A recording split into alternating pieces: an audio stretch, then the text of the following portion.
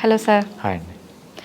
Sir ఇంత ముందు కాలంలో చూస్తే హార్ట్కి సంబంధించిన ప్రాబ్లమ్స్ అన్నీ కొంచెం ఏజ్డ్ వాళ్ళలో అట్లానే చూసేవాళ్ళం.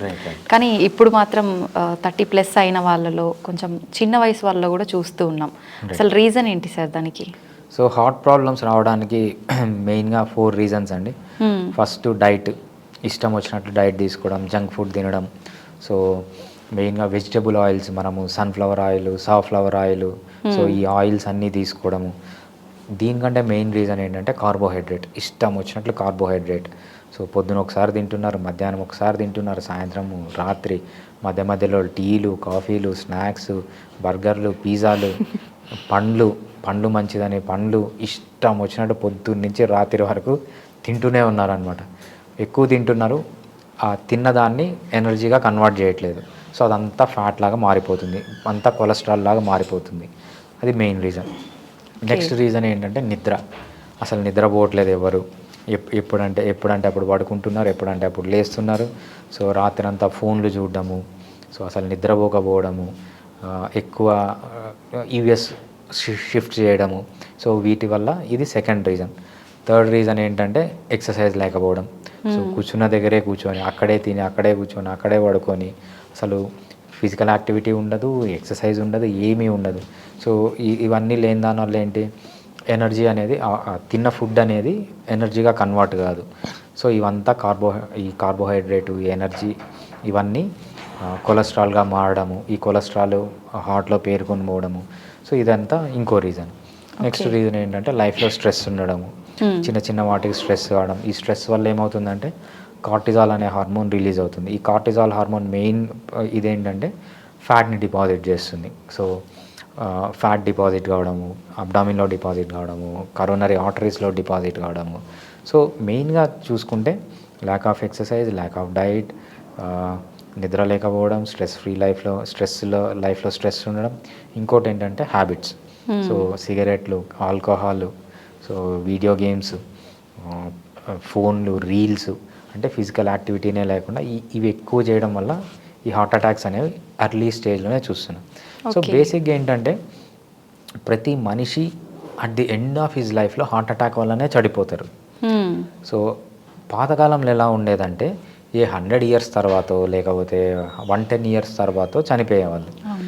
ఇప్పుడు ఏమవుతుందంటే ఇవన్నీ లేకపోవడం వల్ల చాలా ఈ హార్ట్ డిసీజెస్ ఆర్ ఏఎస్సివిడి అంటాం అనమాట, ఎథెరోస్క్లెరోటిక్ కార్డియోవాస్కులర్ డిసీజ్ అంటాం. సో మెయిన్గా హార్ట్ బ్లడ్ వెజల్స్లో కొవ్వు పేరుకొని పోయి చనిపోవడంను ఎర్లీ స్టేజెస్లోనే చూస్తాను. ఎందుకంటే ఇవన్నీ రీజన్స్. ఓకే. అయితే సడన్గా స్ట్రోక్ వచ్చింది అని చెప్తూ ఉంటారు. అప్పటి వరకు మనకి ఎటువంటి సిమ్టమ్స్ కనిపించవు.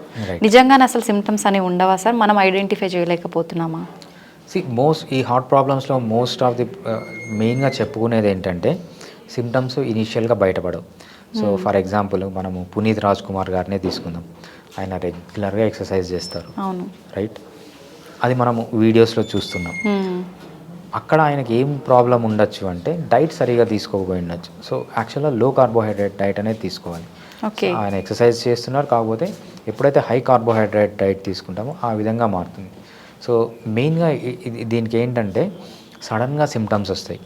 మనకు హార్ట్లో బ్లడ్ వెజల్స్ ఉంటాయి కదా, బ్లడ్ వెజల్స్లో బ్లడ్ నార్మల్గానే ఉంటుంది. కొంతమందికి ఇలా ఏమవుతుందంటే ఇనిషియల్గా సిమ్టమ్స్ వస్తాయి. లెఫ్ట్ సైడ్ పెయిన్ రావడం కానీ, లేకపోతే తిమ్మిరి రావడం కానీ, గిడ్డినెస్ రావడం కానీ. So left side chest pain ఇది డిఫరెంట్గా మిమిక్ అవుతుంది అనమాట. ఇది అసిడిటీ లాగా కూడా మిమిక్ అవుతుంది.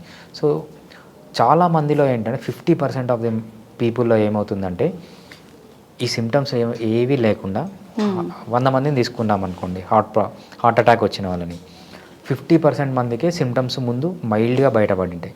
ఇంకా 50% ఆఫ్ ది పీపుల్కి ఫస్ట్ సిమ్టమే డెత్. అవును, 100 మంది తీసుకుంటే హార్ట్ ప్రాబ్లం ఉన్న వాళ్ళని 50 people will die, first symptom is death. అవును, మిగిలిన 50% మందికే మనం చేయి లాగడం కానీ, అసిడిటీ ప్రాబ్లం కానీ, లెఫ్ట్ సైడ్ పెయిన్ కానీ 50 మందికే ఉంటుంది. సో ఇది 50-50 థియరీ అంటాం అనమాట మనము హార్ట్ అటాక్స్లో. అయితే స్ట్రోక్ రాకముందే మనకి ఇట్లా సిమ్టమ్స్ అనిపించినప్పుడు మనం కనుక కేర్ తీసుకుంటే రాకుండా ఉండే ఛాన్స్ ఉంటుందా సార్? రాకుండా ఉండే ఛాన్స్ అంటే ఫస్ట్ మనకు సిమ్టమ్స్ వచ్చాయనుకోండి, చాలామంది ఏం చేస్తారంటే ఇంటి దగ్గర ఉన్న డాక్టర్ దగ్గరకో ఆర్ఎంపీ డాక్టర్ దగ్గరకో పోతారు.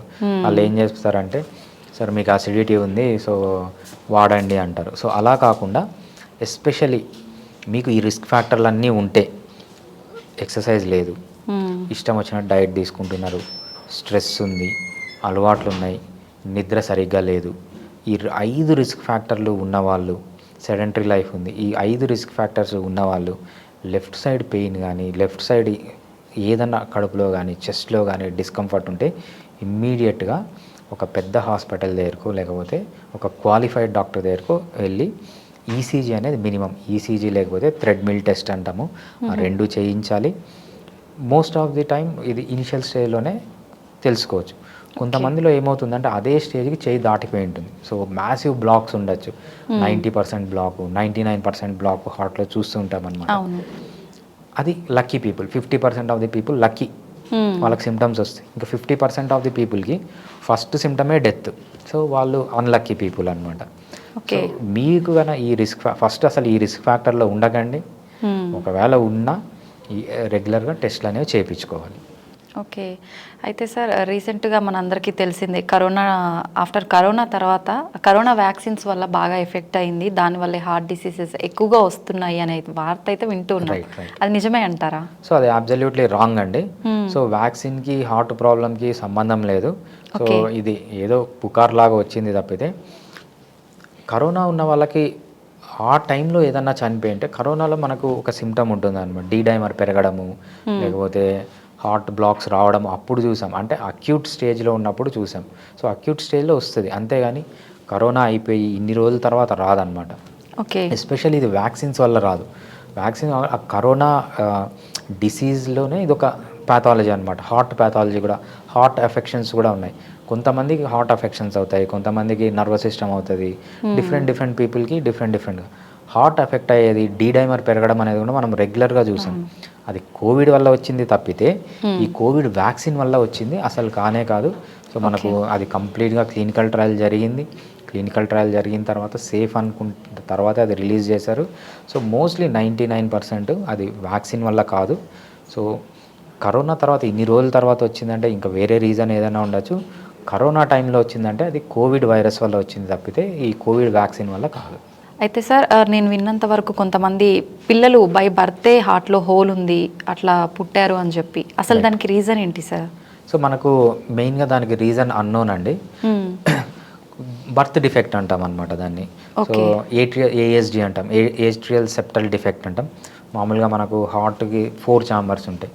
సో మనకు లెఫ్ట్ ఛాంబరు, రైట్ ఛాంబర్ అని ఉంటుంది. మళ్ళీ లెఫ్ట్ రైట్ కూడా అప్పర్ ఛాంబరు, లోయర్ ఛాంబర్ అని ఉంటుంది అనమాట.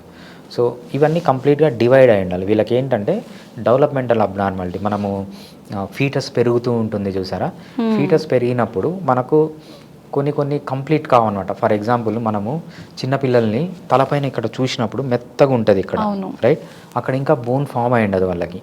సో క్రేనియల్ బోన్ ఉంటుంది కదా, ఈ క్రేనియల్ బోన్ పెద్దవాళ్ళకి ఇలా దగ్గరకు ఉంటుంది, వీళ్ళకి ఏమవుతుందంటే కొంచెం దూరం ఉంటుంది. సో అది డెవలప్మెంట్ అంటే పిల్లల్లో అబ్నార్మాలిటీ కాదు, ఎగ్జాంపుల్ చెప్తున్నాను. సో కొంతమందికి ఏంటంటే కొంచెం టెయిల్ బోన్ వస్తుంది. సో కొంతమంది క్లెఫ్ట్ ప్యాలెట్ వస్తుంది, అంటే ఇక్కడ ప్యాలెట్ ఇంకా అతుక్కొని ఉండదు. సో క్లెఫ్ట్ లిప్ వస్తుంది అనమాట, లిప్ కూడా ఇట్లా సపరేట్ అయిపోయి ఉంటుంది. సో ఇవన్నీ బర్త్ డిఫెక్ట్స్. ఏంటంటే వీళ్ళల్లో ఇంకా అది డెవలప్మెంట్ కాదనమాట, అది అన్నోన్. ఇది ఏట్రియల్ సెప్టల్ డిఫెక్ట్ కూడా అటువంటిదే అనమాట.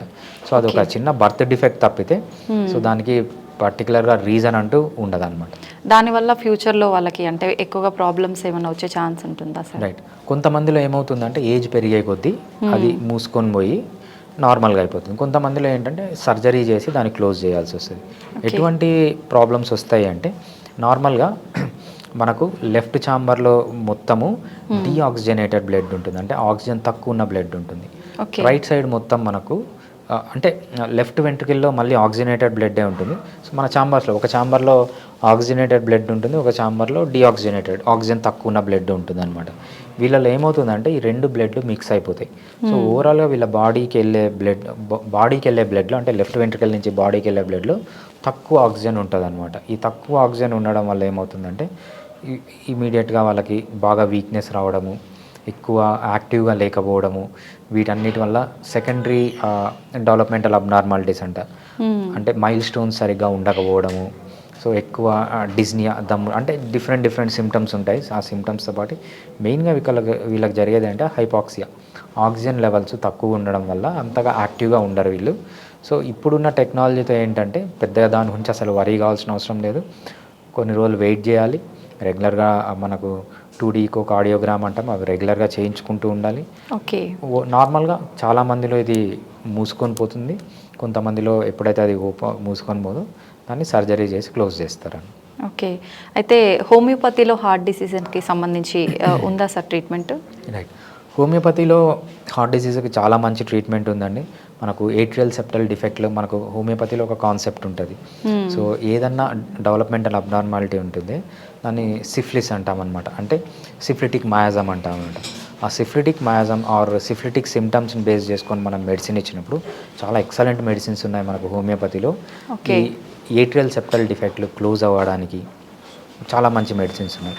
అదే కాకుండా సో మనకు ఎటువంటి డిసీజెస్ వచ్చినా హార్ట్కి సంబంధించి చాలామందిలో ఏమవుతారంటే హైపర్ టెన్షన్ ఉంటుంది. హైపర్ టెన్షన్ని తగ్గించడానికి, హైపర్ టెన్షన్ని వితౌట్ సైడ్ ఎఫెక్ట్స్ మనం మెయింటైన్ చేసుకోవడానికి చాలా మంచి మెడిసిన్స్ ఉన్నాయి హోమియోపతిలో. అదే కాకుండా చాలామందికి ఏమవుతుందంటే హార్ట్ అటాక్స్ వస్తాయి, స్టంట్ వేయించుకుంటారు. స్టంట్ వేయించుకున్న తర్వాత హార్ట్ మజిల్ అనేది బాగా వీక్ అయిపోతుంది వాళ్ళకి. సో డయాస్టోలిక్ డిస్ఫంక్షన్లు, సిస్టోలిక్ డిస్ఫంక్షన్కి అలోపతిలో మెడిసిన్స్ ఉన్నాయి. మెయిన్గా డయాస్టోలిక్ డిస్ఫంక్షన్కి అలోపతిలో మెడిసిన్స్ లేవు. సిస్టోలిక్ డిస్ఫంక్షన్, సిస్టోల్ అంటే హార్ట్ కాంట్రాక్ట్ కావడం, కాంట్రాక్ట్ అయ్యేదాన్ని సిస్టోల్ అంటాం. హార్ట్ రిలాక్స్ కావడానికి డయాస్టోల్ అంటాం. సో అలోపతిలో ఏంటంటే ఈ సిస్టోల్, ఈ హార్ట్ కాంట్రాక్షన్లో ఏమైనా ప్రాబ్లం ఉందనుకోండి, దానికి మంచి మెడిసిన్స్ ఉన్నాయి. వాళ్ళకి ఈ డయాస్టోలిక్ డిస్ఫంక్షన్లో మెయిన్గా మెడిసిన్స్ లేవు. సో వీళ్ళు హార్ట్ అటాక్స్ వచ్చిన తర్వాత హార్ట్ మజిల్ అనేది వీక్ అయిపోతుంది. సో అప్పుడు వీళ్ళకి డయాస్టోల్ ప్రాబ్లమ్స్ వస్తాయి, డయాస్టోలిక్ డిస్ఫంక్షన్. అటువంటి డయాస్టోలిక్ డిస్ఫంక్షన్ ఎస్పెషల్లీ మనకు హోమియోపతిలో చాలా మంచి ట్రీట్మెంట్ అనేది ఉంటుంది. అంతేకాకుండా వీళ్ళు స్టాటిన్స్ అనేవి వాడతారు కదా, అంటే కొలెస్ట్రాల్ పెరిగిపోయి హార్ట్లో బ్లాక్స్ వచ్చి, సో అటువంటి స్టాటిన్స్ కూడా, ఆ స్టాటిన్స్ తీసుకుంటే ఏంటంటే అలోపతిలో స్టాటిన్స్ వాళ్ళకి చాలా సైడ్ ఎఫెక్ట్స్ ఉంటాయి. మనకు హోమియోపతిలో కూడా స్టాటిన్స్ ఉన్నాయి. వితౌట్ సైడ్ ఎఫెక్ట్స్ మనము కొలెస్ట్రాల్ని తగ్గించుకోవచ్చు. అంటే లివర్ మెయిన్గా వీళ్ళకి కొలెస్ట్రాల్ ప్రాబ్లమ్స్ ఉన్నాయి. సో ఈ ప్రాబ్లమ్స్ ఉన్నాయంటే లివర్స్ ఫంక్షన్ సరిగ్గా లేదని. సో లివర్ ఫంక్షన్ ఇంప్రూవ్ చేసి హార్ట్ ఫంక్షన్ ఇంప్రూవ్ చేయడానికి, వీళ్ళకి ఆల్రెడీ ఎక్కువ కొలెస్ట్రాల్ ఉన్న ఆ కొలెస్ట్రాల్ని తగ్గించడానికి హోమియోపతిలో చాలా మంచి మెడిసిన్స్ ఉన్నాయన్నమాట. సో ఓవరాల్ హార్ట్కి సంబంధించిన డిఫరెంట్ డిసీజెస్లో మనము ఎక్సలెంట్గా హోమియోపతి మెడిసిన్స్ ట్రీట్ చేయొచ్చు. ఇవన్నీ వితౌట్ సైడ్ ఎఫెక్ట్స్ చాలా ఎఫెక్టివ్గా ట్రీట్ చేయొచ్చు అనమాట. Okay, thank you sir. Thanks అండి.